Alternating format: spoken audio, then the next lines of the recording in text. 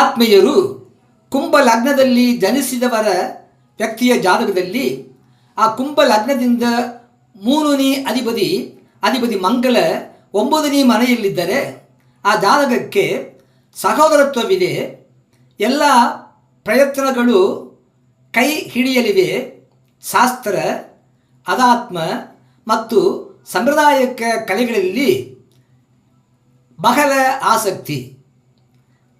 ಕಲಾ ಕಾರ್ಯಕ್ರಮಗಳಲ್ಲಿ ಭಾಗವಹಿಸುತ್ತಾರೆ ಮತ್ತು ಅವರಿಗೆ ಅರ್ಚಕರ ಆಶೀರ್ವಾದವಿದೆ.